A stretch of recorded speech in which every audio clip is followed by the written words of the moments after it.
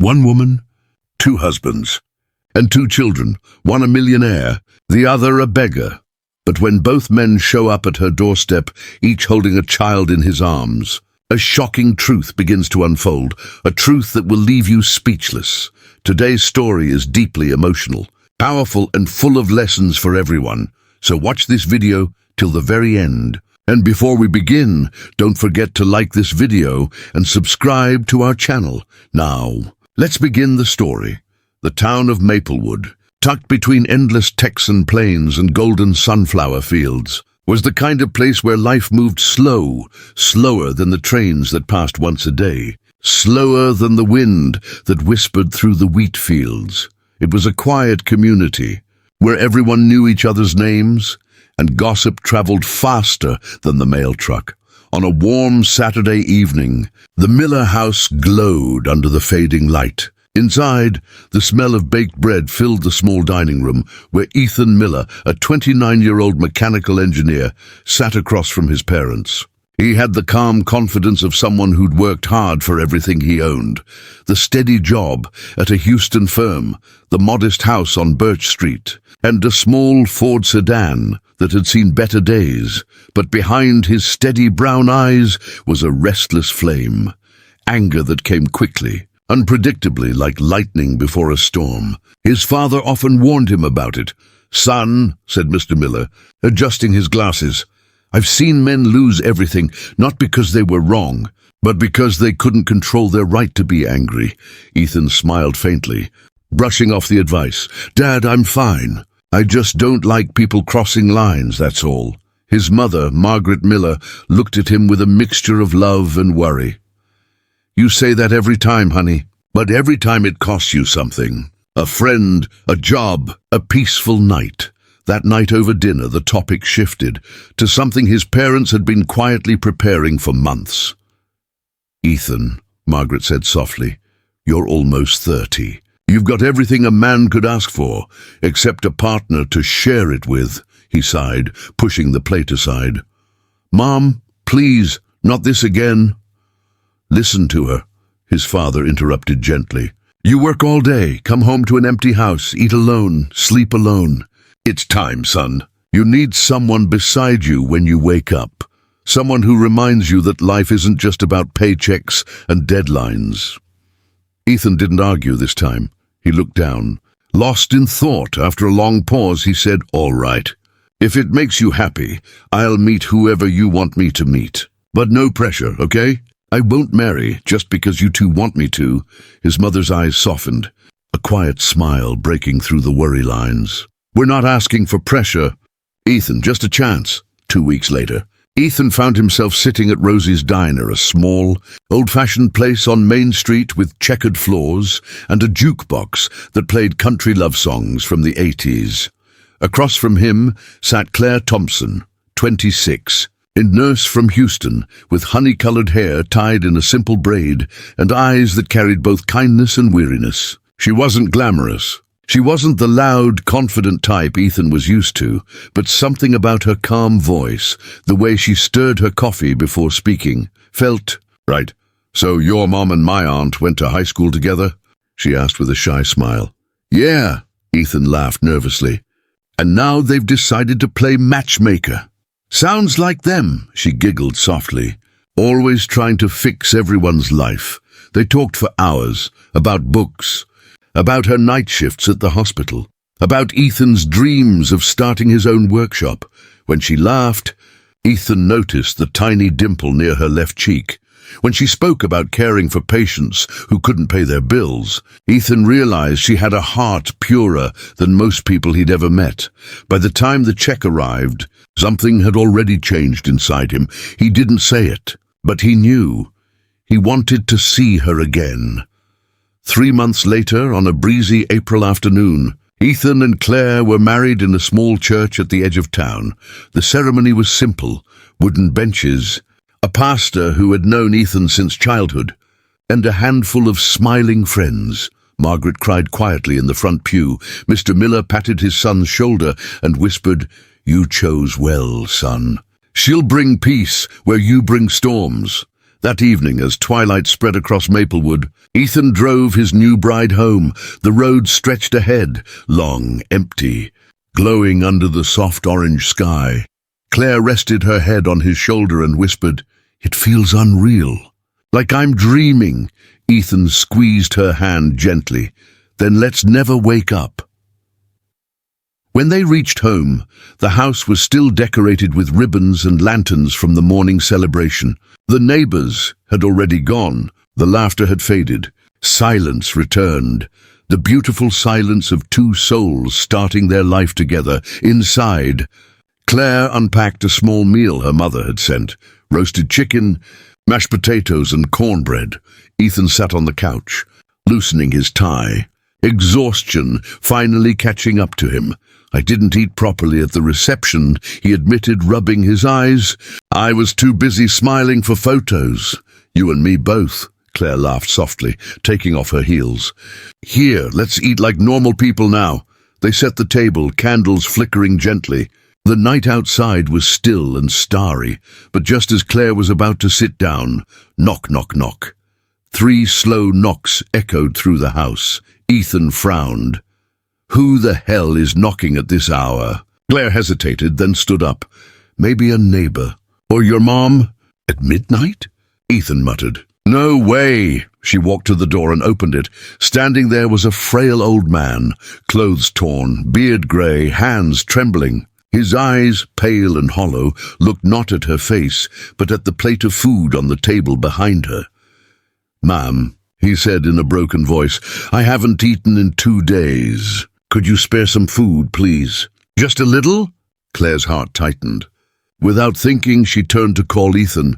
"Ethan, there's an old man outside. He looks starving." Ethan's tone hardened. "We're not running a charity, Claire. Tell him to go." "But it's our wedding night," he snapped. "Can't we have one moment of peace?" She looked back at the old man, his eyes filled with silent pleading. "Please, sir," he whispered. "Just a piece of bread." Ethan's chair scraped harshly against the floor. He stormed to the door, anger flashing in his eyes. "Get the hell out of here," he shouted. "Don't you dare show up at my door again." The old man stepped back, trembling. "Son, may God give you what you denied tonight." Then he turned and walked away, disappearing into the darkness. Ethan slammed the door shut. The echo of that sound seemed to linger, not in the house, but in their hearts. Claire sat silently at the table, tears welling up. "You didn't have to do that." "Ethan," she whispered, "I don't owe anyone anything," he said coldly. Not tonight. They ate in silence. But Ethan couldn't swallow. The food felt heavy, dry, tasteless. The night grew colder. When Claire finally fell asleep, she reached out to hold his hand, but his side of the bed was empty. Outside, a soft breeze blew across the fields. Under the pale moonlight, Ethan walked barefoot down the dirt road, his body trembling, his heart pounding like something was tearing inside him. He didn't know where he was going, only that something unseen was calling him into the dark. By sunrise, the only thing left behind in that house was his ring on the bedside table. The morning sunlight spilled through the curtains, falling softly on the empty bed. The white sheets were still warm on one side, the side where Ethan Miller had slept only a few hours ago. But now that side was vacant, hollow, like the echo of a vanished dream. Claire sat up slowly, rubbing her eyes. For a moment, she thought Ethan had gone to the porch, maybe to get some air. But when she called his name, the silence in the house answered back. "Ethan." "Honey," no reply, only the ticking of the old wall clock. She got out of bed and noticed something on the nightstand. Ethan's wedding ring. The gold band glimmered faintly in the morning light, resting beside his phone and his wristwatch. Her chest tightened. Something felt terribly wrong. Outside, the front yard was quiet. The roses Ethan's mother had planted for the wedding still stood fresh, dew glistening on their petals. Claire walked barefoot to the gate, scanning the empty road. No one, no footprints, no sound of the car. She tried calling his phone. It rang once, then went dead. That's when her knees gave out, and she sank onto the porch steps. Her tears came quietly. Like rain before a storm, she whispered, "Please, Ethan, come home." By noon, Margaret and Mr. Miller arrived, their faces filled with confusion and worry. When they saw Claire's pale face, they knew something terrible had happened. "What do you mean he's gone?" Margaret cried. "Gone where?" Claire held out the ring. "He left this." "That's all I found." Mr. Miller searched the backyard, the garage, even the nearby woods. Neighbors joined in. By evening, the entire town of Maplewood was searching for Ethan Miller, the newlywed who had disappeared less than 12 hours after his wedding. Local police sent a deputy to take statements, but there was nothing to investigate. No signs of struggle, no ransom call, no note, nothing. It was as if he had simply walked into the darkness and dissolved. Days passed, then weeks, then months. Every morning, Claire would wake up hoping to hear the sound of his car pulling up the driveway. Every night, she would fall asleep clutching his pillow, whispering prayers into the silence. Her heart refused to accept what logic already had. Ethan wasn't coming back. Margaret tried to stay strong for her. She would bring food, talk softly, try to distract her with little things, flowers, church visits, recipes, but sometimes late at night, Claire would hear her mother-in-law crying alone in the living room, and Mr. Miller, who once used to laugh loudly, now spent most of his time sitting on the porch, staring down the empty road that led out of town. "He was my only son," he would say quietly. "If I could trade places with him, I would." Claire felt like a ghost, living in the same house, but in a different world. One evening, about 3 months after Ethan's disappearance, a storm rolled through Maplewood. The wind howled like a wounded animal. Thunder shook the windows. Claire sat by the window, holding a cup of tea she couldn't drink. Suddenly, she heard it. A knock. 3 slow knocks. Her heart froze. It was the same rhythm. The same pattern from that night. Knock, knock, knock. She stood up, trembling. "No," she whispered. "It can't be." The lightning flashed outside, illuminating the front porch, but when she opened the door, no one was there, only the rain, heavy and relentless, soaking the wooden steps, and yet something was different. There on the doorstep lay a piece of folded paper. Her fingers shook as she picked it up.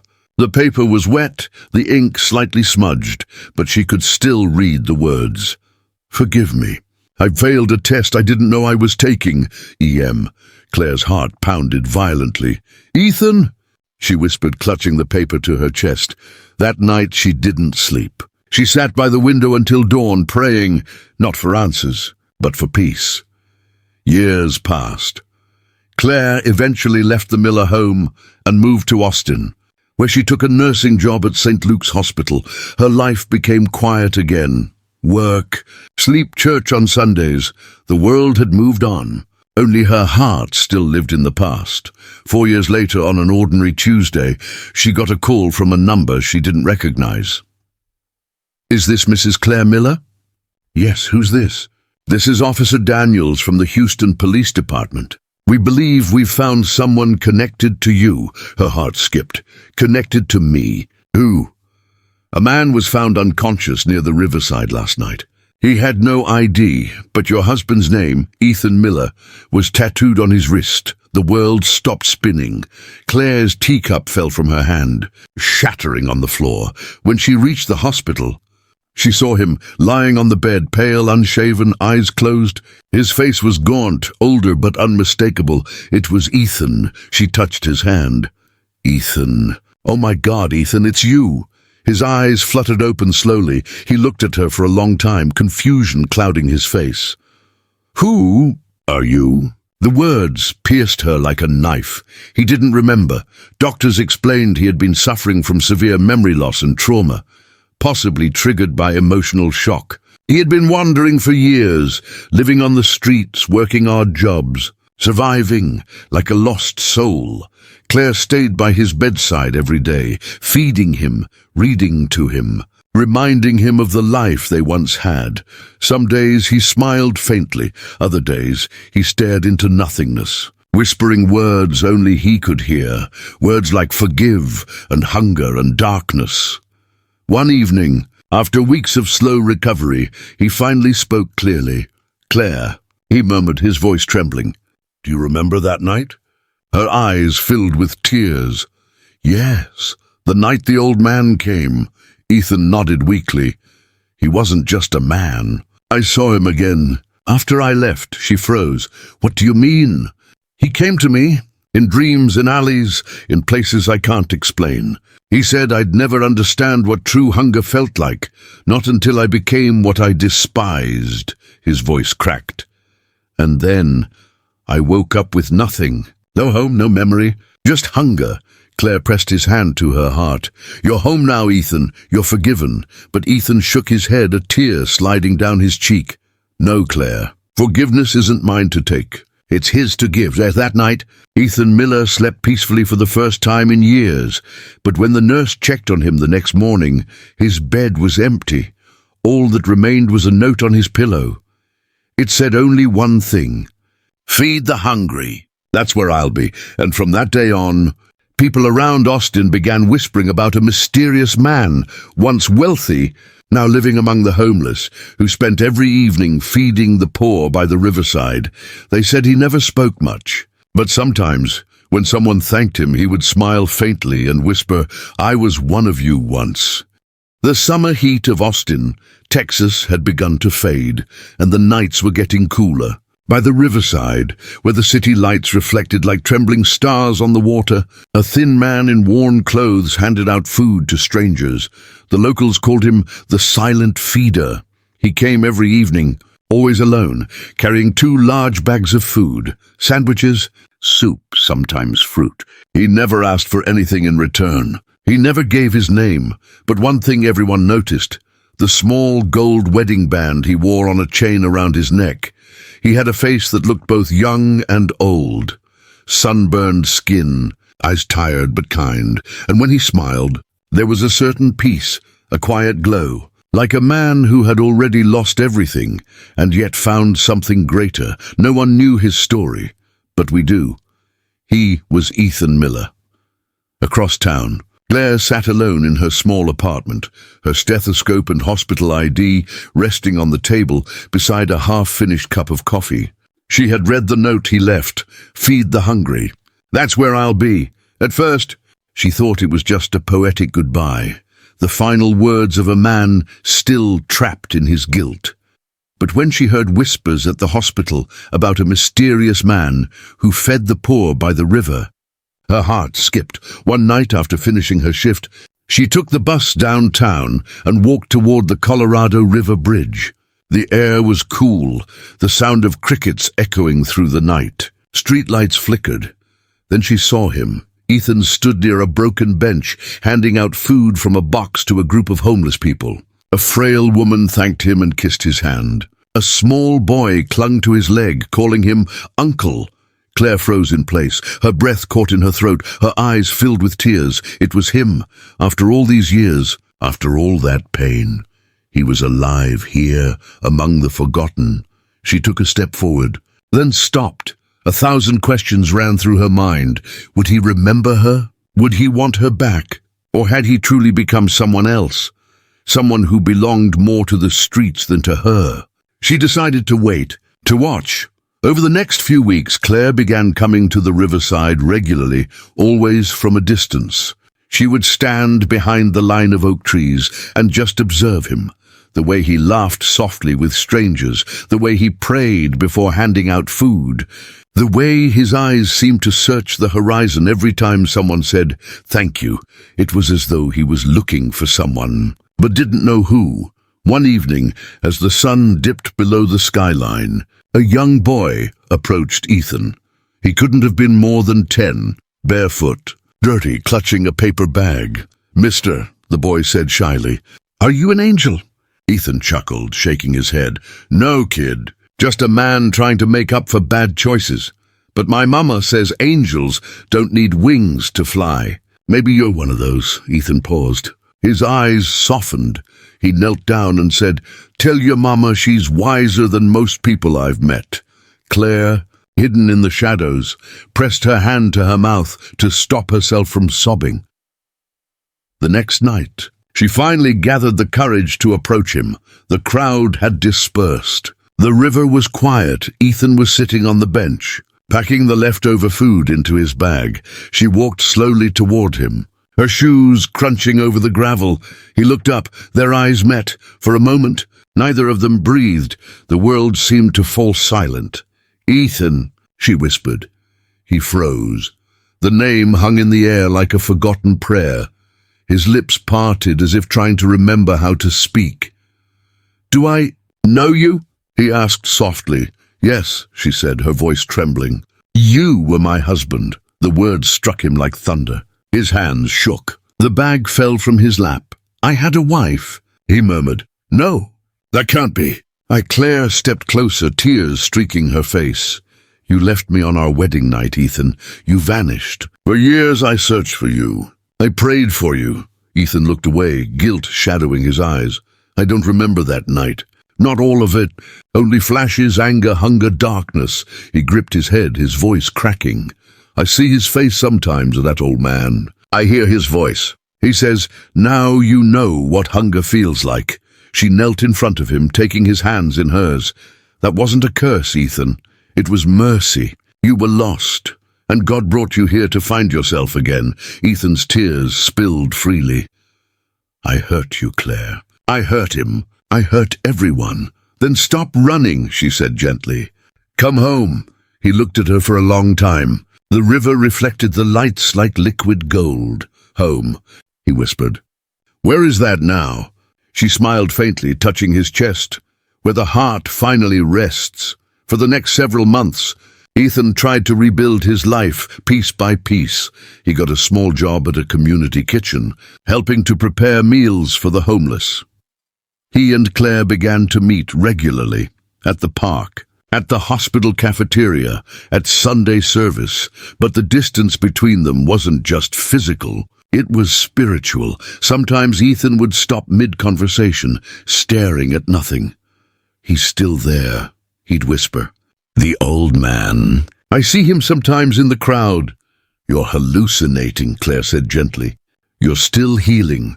"Maybe, but sometimes healing feels like punishment." He would wake up at night drenched in sweat, whispering prayers, as if arguing with someone unseen. Claire tried to be patient, but deep down, she knew something was unfinished, something Ethan hadn't yet faced. Then one winter evening, just before Christmas, something extraordinary happened. It was snowing lightly, a rare sight in Texas. Ethan had just finished serving food near the river when he saw a figure standing alone across the street. An old man, wearing the same torn coat, the same gentle eyes, the same weary smile. Ethan froze. His breath hitched. "No," he whispered. The old man stepped forward, the snow crunching softly beneath his feet. "You remember me now, son?" Ethan's knees weakened. He dropped to the ground. "You're real." The man nodded slowly. "As real as your choices." I'm sorry. I was cruel. I didn't know." The man raised his hand, stopping him. "You know now. That's enough." Ethan's tears mixed with the falling snow. "Why me? Why did you curse me?" "Curse?" The old man smiled faintly. "No, boy.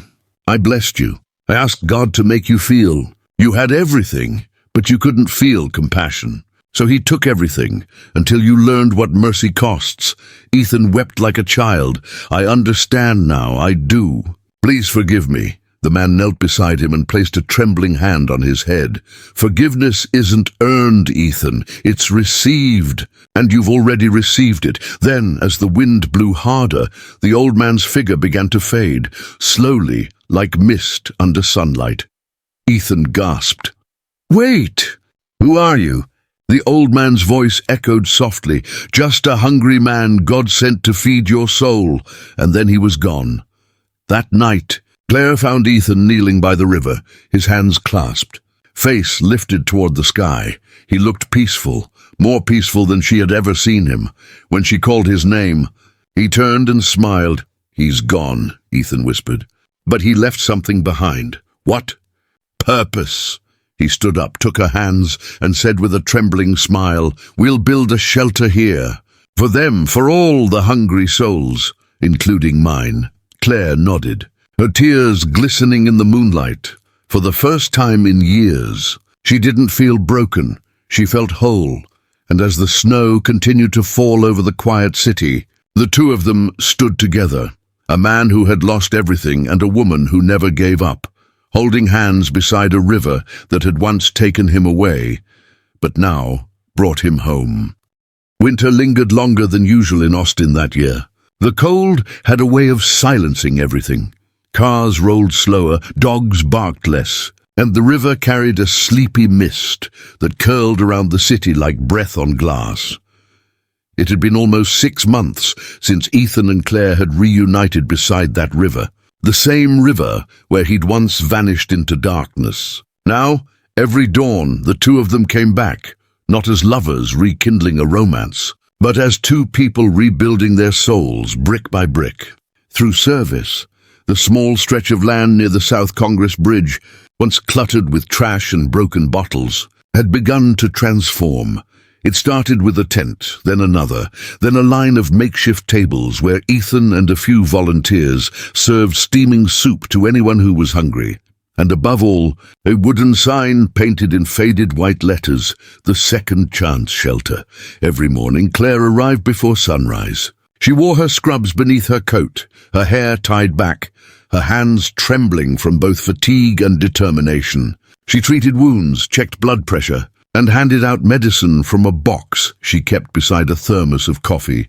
The people called her Angel Claire, and beside her worked Ethan, no longer the polished engineer or the man of temper, but someone quieter, humbler, with sleeves rolled up and a calmness that came from knowing he'd been to hell and found his way back. He would laugh with the children, fix a broken shoe, mend a tarp, or sometimes just sit with someone who needed silence more than food. At night, when everyone left, Ethan would sit by the river, staring into the water. Claire often joined him. "You think we're doing enough?" he would ask softly. "Enough!" she'd reply.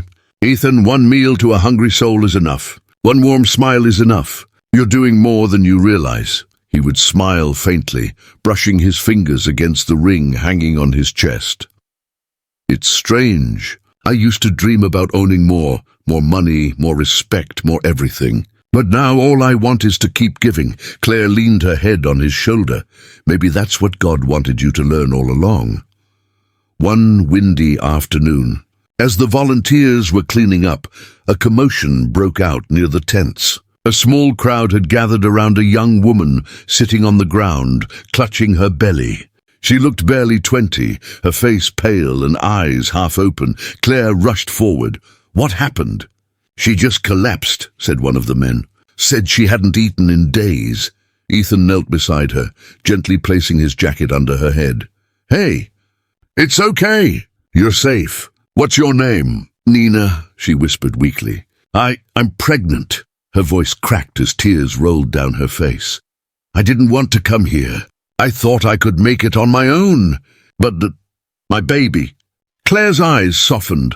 She immediately began checking her pulse, giving her water. "You're dehydrated, Nina.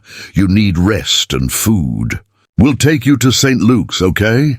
Ethan lifted her gently, his arms steady, his heart trembling. In that moment, something stirred inside him, an old memory, sharp and haunting, a wedding night, a knock at the door, a hungry soul turned away. He whispered under his breath, "Not again." Not this time. At the hospital, Nina was admitted under Claire's supervision. Her condition stabilized after a few days. She had no family, no home, and no money. Ethan visited daily, bringing her soup and small gifts. One day, while sitting by her bed, Nina asked, "Why do you help me?" "You don't even know me." Ethan looked at her quietly for a long moment. "Because once someone came to my door asking for food, and I turned him away. I can't undo that, but I can feed everyone who comes after." Nina smiled faintly, tears glimmering in her eyes. "Then God sent you to me." Weeks turned into months. The Second Chance Shelter grew. Donations began pouring in from church communities, local businesses, and anonymous benefactors. Volunteers multiplied. Ethan never wanted fame, But his story spread quietly through the city. A few journalists wrote articles calling him the engineer who found God by losing everything. Claire's hospital colleagues whispered about how love could resurrect even the dead. But for Ethan and Claire, the work was far from over. They decided to expand the shelter, to build a permanent center where people could eat, sleep, and heal. A place with running water, proper beds, and classrooms. It took months of paperwork, donations, and relentless effort. But at last, construction began on an old warehouse near the river. Every nail, every wall, every light bulb carried a piece of Ethan's repentance.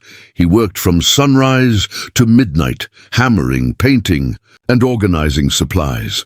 Claire often watched from a distance, his worn hands, his tired eyes, his quiet smile, and thought to herself, "This is what love looks like when it redeems itself." But peace rarely lasts forever. One autumn evening, as the shelter buzzed with laughter and music for its first Thanksgiving feast, a black SUV pulled up by the gate. Out stepped a man in a tailored suit, sharp, confident, with the cold eyes of someone who had seen too much of the world's cruelty. He introduced himself as Victor Hale, owner of a powerful real estate firm. "Mr. Miller," Victor said smoothly, extending a hand, "I admire what you've built here, but I have an offer that might interest you." Ethan wiped his hands and shook his head politely. "This place isn't for sale." "I'm not here to buy it." Victor smiled thinly. "I'm here to move it. The city plans to redevelop this riverfront area. You'll need to vacate by next month." The words struck like a blow. "That can't be right," Claire said sharply. "This land was approved by the Council for Community Use." Victor shrugged. "Laws change when money changes hands." He handed Ethan a folded notice. "You've done a noble thing, Mr. Miller, but the world doesn't run on nobility. It runs on deals. Think about it." Then he got back into his car and drove away, leaving the smell of gasoline and arrogance behind. That night, the shelter was silent. The volunteers had gone home. Claire sat beside Ethan on the steps, her hands trembling around a cup of tea. "We can fight this," she said firmly. "We can go to the media, raise awareness." "No," Ethan said softly. "That's not what he wants. He wants a fight. He wants us to lose our peace. So what do?" Ethan looked at the empty field, the tents glowing faintly under the moonlight. "We do what we've always done. We feed the hungry. We love the lost. And we trust that the God who gave us this place can give it again." Claire took his hand, tears glistening in her eyes. "You sound like the man I fell in love with years ago." He smiled faintly. "Maybe you're just finally meeting him." A week later, as the fight for the shelter reached the city council, something unexpected happened. Hundreds of people, homeless men, recovering addicts, struggling mothers, even hospital staff, marched together through downtown Austin, holding signs that read, "This is our home. The second chance shelter saves lives. Faith built this. Let it stand." News cameras rolled. The story went viral. One of the reporters asked an old man in the crowd why he was protesting. The man smiled, tears in his eyes. "Because once a man fed me when no one else would." When Ethan saw that old man's face on the television, his breath caught in his throat. It was him, the same eyes, the same gentle smile. The beggar. He turned to Claire, whispering, "He's still watching over us." 3 days later, the city withdrew its redevelopment plan. The shelter stayed. Ethan didn't celebrate.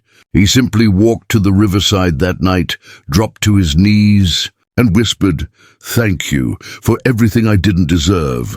And for the first time in a long while, he felt a hand, not seen, but deeply felt, rest on his shoulder. The voice in his heart spoke softly, "Now go, my son. Feed their souls, not just their bodies." By the end of that year, the Second Chance Shelter wasn't just a place, it was a movement. Branches opened in Houston, Dallas, and San Antonio. Claire left her hospital job to run the foundation full-time, and Ethan Miller, once the man who shut his door on hunger, became known across Texas as the man who fed 1,000 hearts. But he never sought fame, never gave interviews. He still wore the same old coat, the same worn shoes, and the same ring on a chain around his neck. When people asked him how it all began, he would smile and say, "It began the night I forgot who I was and remembered who God was." By the next spring, the shelter that had once been just a few battered tents had become a sprawling complex of low brick buildings and painted wooden porches. A vegetable garden grew behind the kitchen. Rows of cabbages and beans bowed under the sun. The smell of fresh bread drifted from the ovens every morning. There was laughter again, real laughter, not the nervous, hungry kind. Ethan and Claire walked through the courtyard almost every morning before sunrise. Volunteers from all over the city had come to help. Doctors, carpenters, students. The shelter wasn't just feeding people anymore. It was teaching them, hiring them, giving them work. The dream had become something bigger than either of them, but life, Ethan had learned, always had a way of testing what you built, testing whether your faith was just words or something that could bleed and still stand. One afternoon, near the end of April, the sky over Austin turned the color of iron. A dry wind hissed through the trees. From the kitchen window, Claire could see dark clouds rolling fast over the river, heavy with thunder. She called out, "Ethan, it's coming fast! Bring everyone inside." Within minutes, the volunteers were helping the homeless crowd into the dining hall. Plastic chairs scraped, doors slammed. The air smelled like dust and metal. And then the storm hit. Rain came down in sheets so thick that the world disappeared beyond the porch. Lightning cracked open the sky and slammed into the trees behind the shelter. The garden fences snapped. Ethan shouted over the roar, "Close the shutters!" Someone yelled back, "The generator's out!" He ran toward the storage building where the backup system was installed. Water rushed around his boots. The wind howled, tearing shingles off the roof like paper. Inside, he found the main fuse box sparking. The wires hissed. The smell of burning plastic filled the air. For a split second, he hesitated. Then he pulled his jacket over his hand and reached for the switch. A flash, a scream from someone outside. Then darkness. When Ethan opened his eyes again, everything was still. The rain had stopped. The air was warm, thick with the smell of wet earth. He was lying on the ground outside the storage shed, his head resting in Claire's lap. Her hair was plastered to her cheeks, her hands trembling as they touched his face. "You scared me," she whispered. "You stopped breathing for almost a minute." He coughed weakly. "Is everyone safe?" "Everyone. The kids, the volunteers, they're fine. You took the whole shock." He tried to sit up, but pain seared down his arm. Claire pressed him back gently. "Stay down. Just stay down for once." He laughed, though it hurt. "I can't. There's too much to fix." For days afterward, he couldn't use his right arm properly. The nerves had burned. His handwriting shook. His grip was weak. Yet every morning he was back at the shelter, directing repairs, working with his left hand. Claire pleaded with him to rest, but he refused. "Resting feels like turning away," he told her. "Turning away from what?" "From the purpose he gave me," she sighed. "Ethan, even God rested on the seventh day." He smiled faintly. "I'm not God." "No," she said softly. "But you're still human." A month later, in early June, Claire drove him to the doctor for a checkup. He'd been getting dizzy spells, headaches, flashes of light in his eyes. The doctor frowned at the scans. "There's some nerve damage. It might heal, but it might not. You'll need to avoid strain, stress, electrical exposure." Ethan nodded, but the words slid right past him. Outside the clinic, Claire grabbed his good arm. "Promise me you'll slow down." He looked at her, sunlight in his eyes. "If I slow down, I'll start thinking. And if I start thinking, I'll remember everything I did wrong. I can't live there anymore." She couldn't argue. She knew that the man beside her was held together by forgiveness. And forgiveness, if it ever stopped moving, would collapse. That summer, the shelter hosted its first community night, inviting everyone who had ever eaten there to return, not for charity, but for celebration. Tables were strung with lights. Children ran barefoot through the yard. and a small band played country hymns near the porch. Ethan stood on the small stage with a microphone that crackled. 4 years ago, he said, this place was just mud and tents. Now look around. You did this. Every one of you. This isn't my shelter or Claire's, it's yours. The crowd cheered. Some people cried. We built this together, he continued, so no one ever has to knock on a door and be turned away hungry again. Claire, standing near the steps, felt tears sting her eyes. She had watched him rebuild his soul, and now he was rebuilding everyone else's. But among the crowd, near the back fence, she noticed something strange. A man she didn't recognize, tall, wearing a long dark coat despite the summer heat, was watching Ethan. His face was hidden in shadow. When she tried to focus, a group of people crossed in front of him, and he was gone. A chill ran down her spine. That night, after the celebration ended, Ethan and Claire walked down to the river. The moon was full, the water calm. Fireflies glimmered over the reeds. Ethan stopped suddenly. Do you hear that? Claire listened. I just hear the crickets. No. A voice, soft, like it's calling. He stepped closer to the riverbank. The reflection of the moon trembled over his feet. Ethan, please, come back, Claire said. You're overworking. You're not well. He turned to her, eyes distant. When he came to me, the old man, he said one day I'd have to finish what he started. I think that day's coming. Finish what? But he didn't answer. 2 weeks later, tragedy struck. It was late evening, and the kitchen was closing when someone ran in screaming, Fire! The storage building's on fire. Flames licked the dark sky. Smoke poured from the windows. Panic erupted. Ethan grabbed a fire extinguisher and ran before anyone could stop him. Claire chased after him, shouting, Don't go inside! But he was already through the door. The smoke was thick, choking. He could barely see. He moved by instinct, finding the gas line valve and twisting it shut. Somewhere behind him a beam cracked and fell. Heat bit into his skin. He coughed, staggered, and fell to his knees. Through the haze, he thought he saw someone standing in the corner, calm, unmoving, the old man. It's time, the man said gently. Not yet, Ethan rasped. I have more to do, the man smiled sadly. You've already done it. Another beam fell. The world exploded in light and sound. When Ethan woke, everything was white. Not the harsh white of hospital lights, but something softer, like dawn through fog. He was lying in a hospital bed, his body wrapped in bandages. Machines hummed. Claire sat beside him, holding his hand. Her eyes were swollen from crying. You're here, he whispered. Of course I'm here. The shelter. Saved. The fire didn't spread. Everyone's safe, he smiled faintly. Then it was worth it, she shook her head, tears falling. Stop saying things like that. But he only looked out the window. Outside, a golden morning broke over the city. Claire, he said quietly, if I don't make it next time, promise me you'll keep it going. She pressed his hand to her heart. You're not going anywhere? But in her chest, fear twisted tight. She had seen the burns, the exhaustion, the strange stillness in his eyes, like a man already half in another world. Weeks turned into months. Ethan healed slowly, but the fire had left deep scars. He couldn't lift heavy things anymore. His arm trembled when he tried to write. Still, every morning he came to the shelter, greeting people, telling stories. Claire managed most of the operations now. The volunteers adored her. She carried Ethan's compassion with a steadier heart.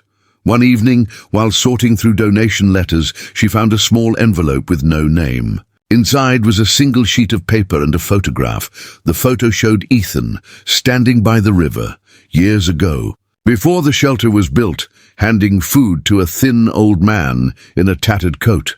The note read, A door once closed has opened 1,000 times. Keep it open. A friend. Claire clutched the photograph to her chest and whispered, He's still with us. That night, she went to find Ethan. He was sitting by the river again, as always, staring at the lights dancing on the water. You never rest, do you? She said softly. He smiled. I'm waiting. For what?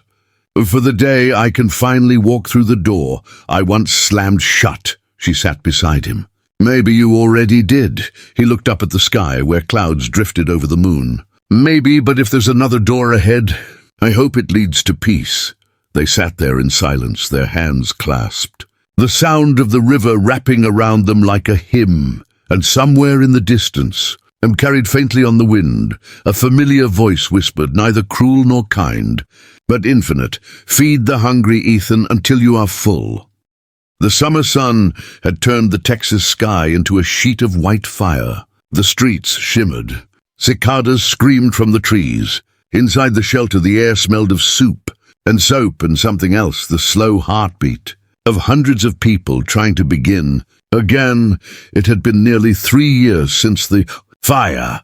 The scars on Ethan's arms had faded from angry, red to pale silver, but his strength never returned fully. He could no longer carry crates or fix wiring, yet he was still there every dawn, unlocking doors, greeting everyone by name. Claire sometimes watched him through the window of the infirmary. He walked slower now. His right hand trembled when he poured coffee, and sometimes he had to sit down halfway through a conversation. Still, when someone thanked him, he'd answer with the same quiet line he always used, "Don't thank me. Thank the one who gave me another day to serve." The shelter had grown again. A small clinic, a schoolroom for the children, a workshop where men learned carpentry and women learned to sew. The garden behind the kitchen overflowed with green. At the far edge of the property, near the river, stood a narrow white chapel that volunteers had built in his honor, though Ethan never called it his. "It's not mine," he told them. "It belongs to whoever walks in needing light." He spent long hours there, sitting in the back pew, silent, his hands clasped together over the wedding ring that still hung on its chain. Sometimes Claire joined him. She would slide quietly into the pew beside him, and they would pray without words, two souls who had broken, healed and learned to kneel. In late August, a heat wave swept through the city. The temperature hit 108 degrees. Power lines sagged. Water stations opened across Austin. The shelter became a refuge for hundreds more. Families, drifters, the sick, the elderly. Ethan insisted they take everyone. Claire protested. "We don't have the space. We don't have enough beds," Ethan said. "We'll make space. We'll sleep on the floor if we have to." He walked the halls, checking on each person. His shirt soaked through, the air thick enough to choke. That night, when most had finally fallen asleep on the cool tiles, Ethan went outside for air. The sky was black, the stars blurred by haze. He leaned against the railing overlooking the river and pressed a hand to his chest. The pain that had been whispering for weeks roared now, a tightness that spread to his jaw and arm. He gasped and dropped to his knees. For a moment he thought he heard thunder, but the sky was clear. Then he realized it wasn't thunder, it was a heartbeat, his own, slowing down, steady as a drum fading into distance. He whispered, "Not yet. Please, not yet." Claire found him minutes later, crumpled near the railing. Her scream carried through the shelter. Volunteers ran, calling 911. She knelt beside him, pressing her hands against his chest. "Ethan, stay with me. Look at me." His eyes fluttered open. "I'm sorry," he breathed. "I think it's time." No, it's not. You promised you wouldn't leave." He tried to smile but couldn't. "I'm not leaving. I'm going home." The paramedics arrived. Lights flashed red against the walls of the shelter. They carried him away as the people he had fed lined the sidewalk, heads bowed, whispering prayers. In the hospital, machines hummed, tubes hissed. Claire sat beside him again. How many times had she done this? She held his hand, tracing the veins that ran like rivers beneath the skin. The doctor came quietly. "Mrs. Miller, he's had a massive heart attack. We can stabilize him for now, but the damage is extensive." Claire's voice broke. "How long?" The doctor hesitated. "Days, maybe a week. It's a miracle he made it here alive." When he left, Ethan stirred. "They said days, didn't they?" Claire pressed her forehead against his hand.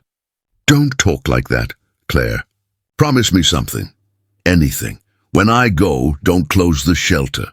Keep it open. No matter what happens, promise.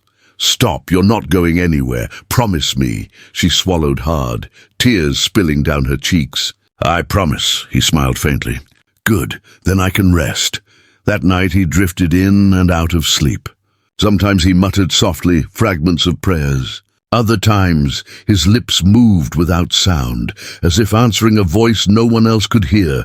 At one point he opened his eyes and whispered, "Do you see him?" Claire looked around. "See who?" "The man by the door. He's waiting." She turned, but there was no one there, only the faint reflection of the hallway lights. "He says it's almost sunrise," Ethan murmured, and slipped back into sleep. Morning came pale and quiet. Claire woke with her head resting on the edge of his bed. For a moment she thought he was still sleeping. Then she noticed the stillness of his chest, the way his hand had gone cool beneath hers. The monitor gave one long, flat tone. She didn't cry at first. She just sat there, staring at the stillness that used to be a heartbeat, the silence that used to be laughter. Then slowly she reached for the chain around his neck and closed her hand over the ring. "You can rest now," she whispered. "You kept your promise." The funeral was held at the small white chapel by the river. Hundreds came, volunteers, nurses, the homeless, even city officials. The benches overflowed. People stood outside, lining the path all the way to the garden. Claire walked slowly behind the casket, her hand resting on it as if guiding him one last time. When the pastor asked if anyone wanted to speak, dozens stood, but it was a small, frail voice that silenced them all. A boy, maybe 12, holding a half-eaten sandwich. "He used to sit with me," the boy said, "even when I smelled bad. He said people aren't trash. He said hunger isn't just in the belly, it's in the heart. And he said love is the only thing that fills it." His words broke the room open. There were sobs, laughter, whispers of amen. After the service, they carried Ethan's casket to the riverside and buried him beneath the willow tree where he used to pray. On the headstone, Claire engraved the words he'd lived by: "Feed the hungry until you are full." In the months that followed, Claire worked like someone who had inherited both a burden and a blessing. She turned the shelter into a full foundation, expanding across Texas. She trained new volunteers, organized health drives, built scholarships for children who had once lived on the streets. Every year, on the anniversary of Ethan's death, she returned to the river. She would kneel by the grave, place a loaf of bread on the stone, and whisper the same prayer: "Wherever you are, I hope you're still feeding them." 5 years later, something strange happened. On a windy evening in late October, as the sun dipped red behind the water, Claire was closing the gate when she saw a figure standing near the willow tree. A man, tall, wearing a familiar brown coat. For a second her heart stopped. The man turned toward her, and though his face was different, older, perhaps younger, his eyes were the same, gentle, steady, full of light. He smiled, raised a hand in silent greeting, then walked slowly down the path and disappeared into the fading dusk. Claire didn't follow. She didn't need to. She just stood there, the wind tugging at her hair, her lips trembling in a smile. "You came back," she whispered. The next morning, the volunteers found a fresh loaf of bread on Ethan's grave, still warm, wrapped in a cloth they didn't recognize. No one knew who placed it there, but everyone ate a piece before beginning their work that day, and as they did, the air around the shelter filled with the smell of bread and rain and something unseen, something like peace.